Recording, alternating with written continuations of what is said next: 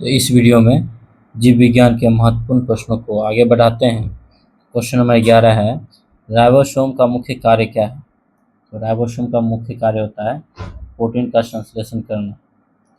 इसका व्याख्या देखते हैं। राइबोसोम का मुख्य कार्य कोशिका में प्रोटीन बनाना है।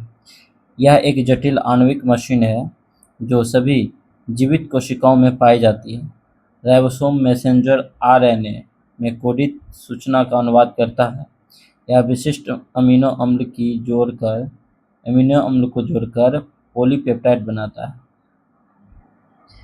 क्वेश्चन नंबर 12 है, एडेनोसिन ट्राइफॉस्फेट एटीपी का निर्माण होता है।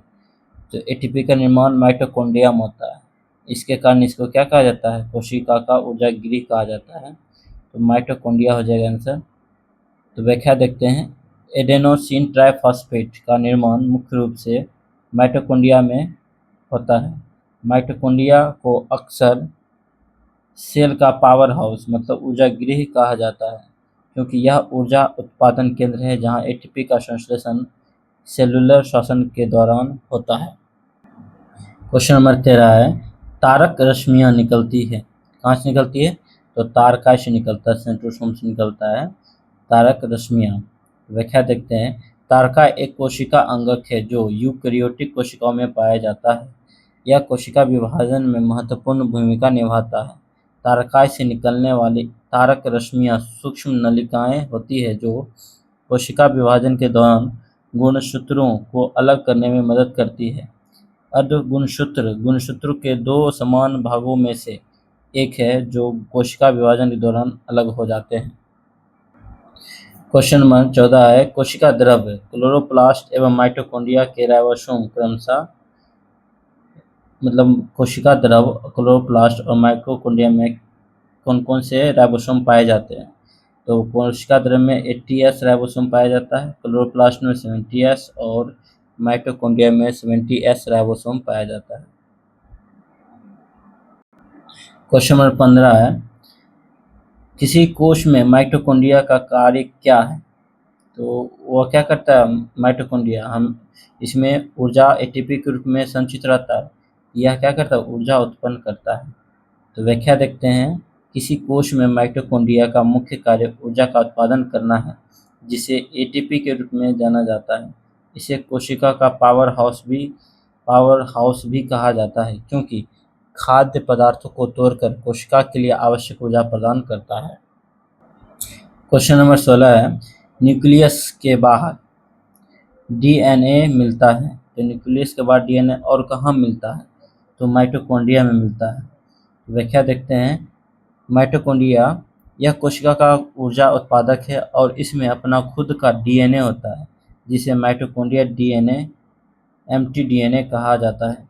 क्लोरोप्लास्ट यह पौधे की कोशिकाओं में पाया जाता है और प्रकाश संश्लेषण के लिए जिम्मेदार होता है। इसमें भी अपना खुद का डीएनए होता है, जिसे क्लोरोप्लास्ट डीएनए कहा जाता है।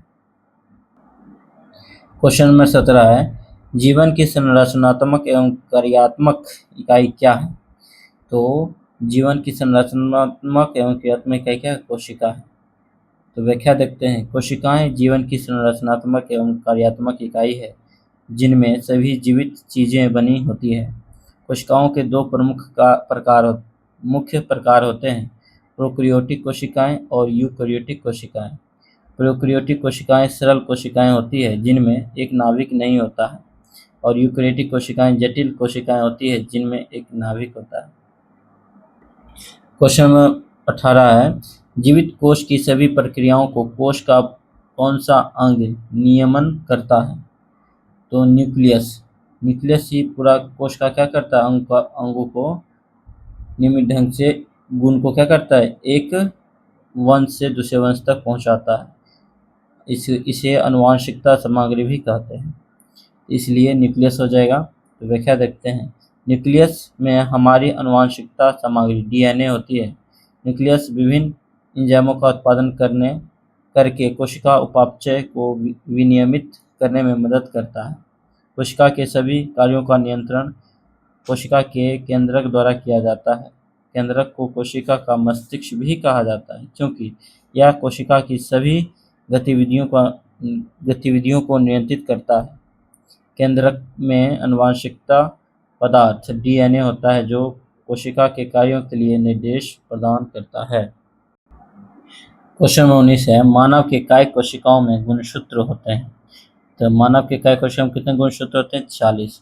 व्याख्या देखते हैं। मानव की कोशिका में कुल 40 गुणसूत्र होते हैं, जिनमें से 22 जोड़े नर एवं मादा में समान होते हैं।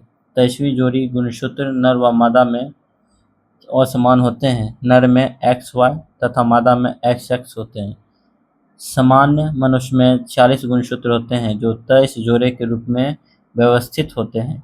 इनमें से 22 जोड़े अलिंग गुणसूत्र कहलाते हैं और एक जोड़ा लिंग गुणसूत्र कहलाता है जो महिलाओं में XX और पुरुषों में XY होता है। 20 नंबर है, कोशिका का सिद्धांत किसने दिया था?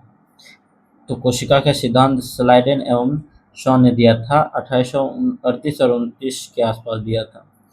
तो व्याख्या देखते हैं। कोशिका सिद्धांत स्लाइडेन एवं शॉन द्वारा दिया गया था। स्लाइडेन एक वनस्पति शास्त्री थे और स्वॉन एक प्राणी विज्ञानी थे। उन्होंने 1838 और 1839 में कोशिका सिद्धांत को प्रतिपादित किया था। सभी जीव कोशिकाओं से बने होते हैं। कोशिकाएं जीवन की मूल इकाइयां हैं। कोशिकाएं पहले से मौजूद कोशिकाओं से उत्पन्न होती हैं।